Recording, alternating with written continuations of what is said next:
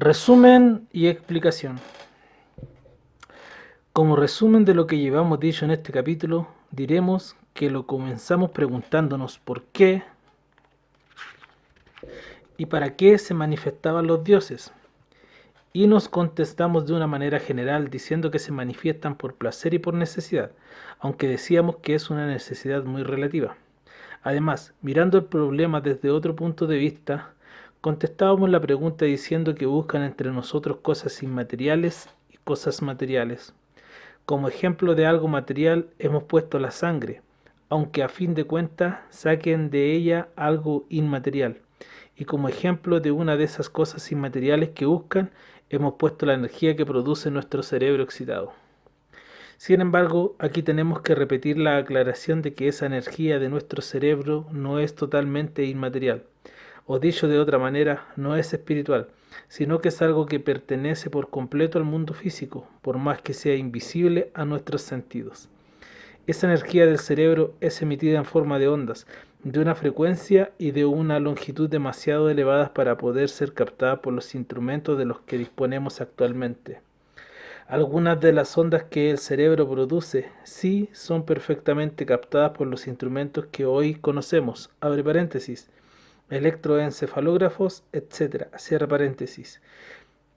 Pero las otras ondas del cerebro a las que nos referimos y que son las que interesan a los dioses, esas, hoy por hoy, no pueden ser captadas por nuestros científicos y únicamente de una manera indirecta y gracias en gran parte a los avances de la parapsicología van teniendo alguna sospecha de que existen. Los últimos párrafos los hemos dedicado a explicar cuáles son esas cosas materiales que los dioses buscan en nuestro mundo, y nos hemos fijado especialmente en su preferencia por las vísceras y por la sangre. Sin embargo, esta explicación quedaría truncada si no profundizásemos un poco en ese gusto tan extraño de los dioses. Intentaremos hacerlos en los párrafos siguientes, que a mi entender son de gran importancia, donde veremos que la razón de su gusto y preferencia por la sangre, la grasa y algunas vísceras es en el fondo la misma que los impulsa a captar las ondas que emanan de los cerebros excitados. Cuando se destruye la materia orgánica, o dicho de otro modo, cuando muere la materia viva, ciertos elementos físicos que la componen, abre paréntesis, como sus células, sus proteínas, sus aminoácidos, sus enzimas y compuestos moleculares, y hasta sus moléculas y átomos, cierra paréntesis, vuelven a la Tierra, donde continúan sus interminables ciclos de desintegraciones, fusiones y transformaciones. Otros elementos, también físicos, abre paréntesis, y a nivel cuántico y subatómico, cierra paréntesis, que componen la materia viva, no entran en estos ciclos, sino que se liberan. Estos elementos, aun siendo físicos, no son en el sentido clásico materiales, ni captables directamente por nuestros sentidos, sino que son de naturaleza ondulatoria. Son lo que llaman energías, abre paréntesis. Porque no tenemos palabras concretas con las que designarlos, ya que apenas sí sabemos que existen? Cierra paréntesis. Radiaciones, vibraciones, ondas son en parte lo que, contemplado desde otro punto de vista, llamamos vida. Cuando algo vivo muere, lo que muere es el andamiaje material que acompaña a la vida, pero esta, cuando el caparazón en el que se hacía presente en nuestra dimensión se desintegra por alguna razón, se libera como una energía y comienza o continúa sus ciclos de fusión y transformación con otras energías que vibran a su misma o parecida frecuencia y dimensión. Este es otro aspecto y otro punto de vista de los infinitos niveles de que está compuesto este fantástico ser viviente en el que habitamos llamado universo. Pues bien, criaturas del cosmos más evolucionadas que nosotros, los dioses, son capaces de captar por lo menos en parte esta energía y estas ondas o vibraciones que se liberan cuando se desintegra la materia. Esta energía parece que les proporciona gran placer y por eso la buscan hoy y la han buscado siempre, valiéndose para ello de mil estratagemas.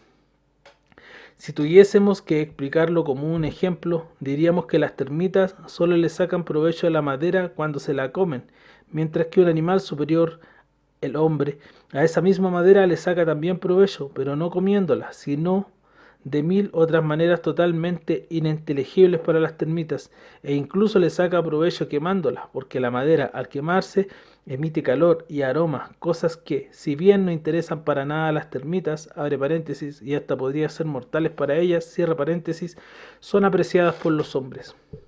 Cuando la materia viva, sea animal o vegetal, muere lentamente, es decir, tras un proceso natural de envejecimiento, esta energía se va desprendiendo muy poco a poco desde mucho antes del momento final, y por eso es más difícil de captar y de aprovechar por aquellos que tienen la capacidad de hacerlo. Pero cuando el ser vivo está en toda su pujanza y por una causa u otra muere violentamente, abre paréntesis, como sucede cuando un animal es degollado, cierra paréntesis, o se desintegra de una manera rápida, entonces toda esa energía vital sale como un torrente y es mucho más fácil de captar y aprovechar. Por extrañas que parezcan estas ideas, vemos que son llevadas a la práctica por pueblos diversos y muy distintos entre sí geográficamente.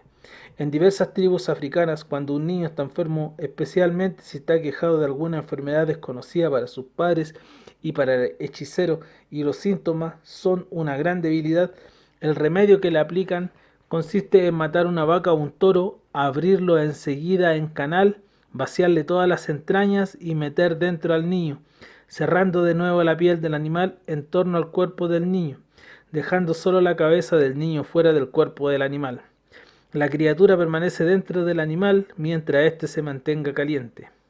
Entre los apuntes de un viejo curandero de Galicia se ha encontrado prácticamente el mismo remedio, aunque en este caso el animal que se usaba era una cabra, y naturalmente solo el miembro enfermo se colocaba dentro del cuerpo del animal recién muerto. Parece ser que lo que hace el cuerpo del niño débil y enfermizo, sediento de energía, parece ser que lo que hace el cuerpo del niño débil, enfermizo y sediento de energía, abre paréntesis, absorber la vida que se le está yendo a chorros al animal en forma de ondas, cierra paréntesis. Es lo mismo que los dioses hacen y han hecho siempre, aunque en el caso de los dioses la manera consciente y debido al gran dominio que tienen sobre la materia. Para el niño, el acto de chupar esta energía es un acto inconsciente y desesperado de su organismo para evitar la muerte. Para los dioses, esta energía es solo una especie de juego o un sentimiento placentero que de ninguna manera es esencial para su existencia. Dije unos párrafos antes que cuando un ser vivo, animal o planta, se desintegra de una manera rápida, la energía vital sale como un torrente y es mucho más fácil de captar y de aprovechar. La manera más fácil, normal, rápida de desintegrar la materia viva es mediante la cremación. Y aquí es donde tenemos que recurrir a la historia y recordar que los dioses en todas las religiones de la antigüedad, en lugar de exigir actos de arrepentimiento colectivo o alabanzas racionales por parte de sus pueblos, lo que le exigían siempre, como máximo tributo religioso, eran holocaustos. Es decir, ceremonias en las que primero se sacrificaba a la víctima, abre paréntesis, humana o animal, cierra paréntesis, y luego se le quemaba íntegramente, de modo que nadie podía servirse para nada de ella. Tenía que arder hasta consumirse tal como indica la palabra holocausto, abre paréntesis, que viene de dos palabras griegas que significa todo quemado, cierra paréntesis. En fiestas solemnísimas entre los griegos y romanos se hacían grandes sacrificios de animales, especialmente bovinos, que se llamaban hecatombes, abre paréntesis, que viene también de dos palabras griegas que significan 100 bueyes, cierra paréntesis, con lo que se hacían grandes piras en honor a las deidades. Estas ceremonias, que culminaban en grandes hogueras, eran la manera perfecta que los dioses tenían para exprimir toda energía vital que existía en aquella criatura viviente. Primero, mediante el degollamiento o la vivisección de las víctimas, con el consiguiente derramamiento de sangre, obtenían la energía sutil y más apreciada por ellos, las que desprendían de sus cuerpos agonizantes y especialmente sus cerebros aterrados y atormentados. Y más tarde, muerta ya cerebralmente la víctima, pero todavía viva celularmente, el fuego se encargaba de liberar rápidamente toda la energía vital que encerraban sus extrañas aún calientes y las células de todo su organismo. Estas ondas de energías que se desprendían de los cuerpos humeantes de las víctimas eran, tal como dijimos, una especie de droga o como un aroma para los sentidos de los dioses. En el Pentateuco se habla en repetidas ocasiones de estos sacrificios abrazados y se dice de ellos que eran un manjar tranquilizante para Yahvé o que subían hacia él como un aroma calmante, algo así como un cigarrillo de sobremesa, una tacita de café o quién sabe si una droga más fuerte. Si en este particular echamos una mirada general a otras religiones, nos encontraremos con los mismos extraños fenómenos con los que nos encontramos en la Biblia. No importa que cada época, cada cultura y cada creencia los ejecute o los interprete de una manera diferente. En el fondo, son los mismos hechos que a la gente humana, abre paréntesis, cuando piensa sin prejuicios y sin miedo, le parecen totalmente irracionales y en gran parte absurdos.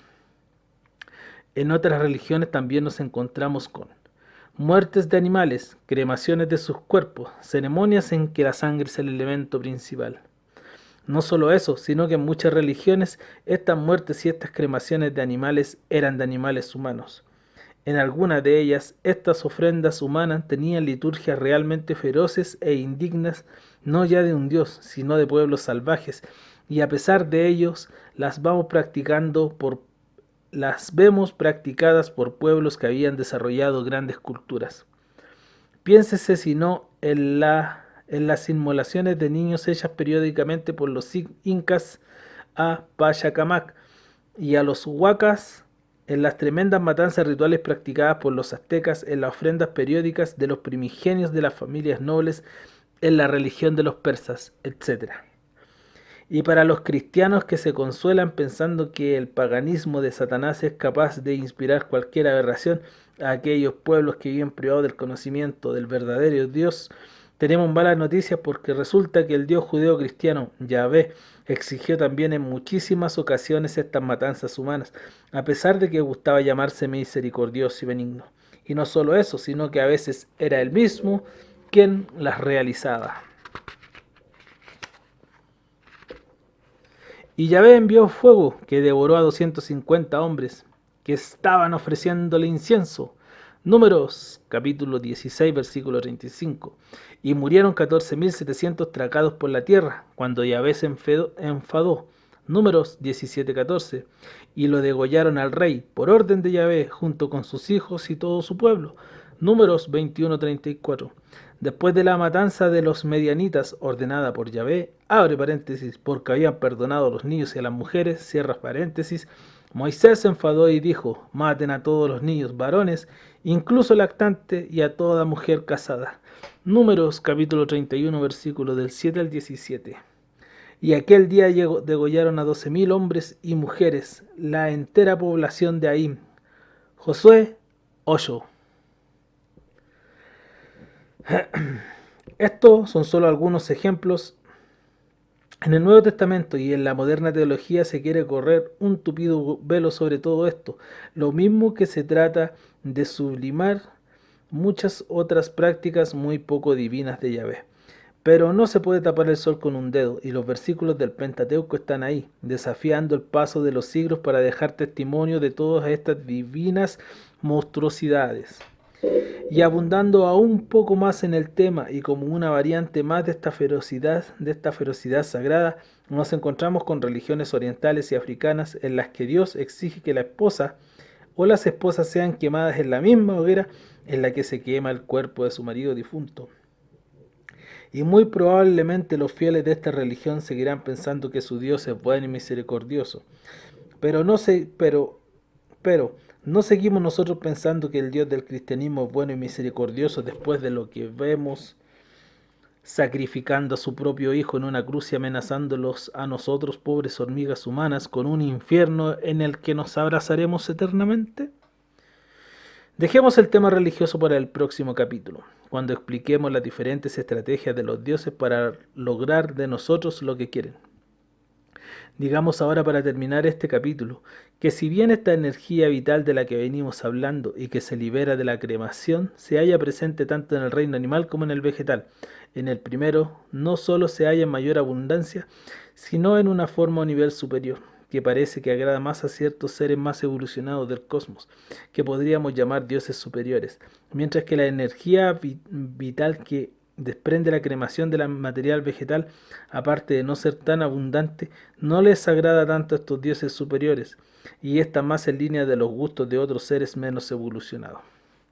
Por eso es natural que cuando quieran holocaustos de materia vegetal, abre paréntesis, y han querido varios desde el principio de los tiempos, estos tengan que ser mucho más abundantes, ya que, como dijimos, la materia vegetal libera menos cantidad de esta energía que ellos buscan en nuestro mundo. Vea, lector, este curioso texto sacado del capítulo 4 del Génesis, versículos de 2 al 5, que transcribo solo a título de curiosidad. Pues Abel, pastor, y Caín, labrador. Y al cabo del tiempo hizo Caín a Yahvé una ofrenda de los frutos de la tierra, y se la hizo también Abel de los primigenios de su ganado, de lo mejor de ellos. Y agradóse Yahvé de Abel y de su ofrenda, pero no la de Caín. Este caprichoso Yahvé, o esta discriminación tan injusta, ¿no se debería a esto mismo que estamos diciendo?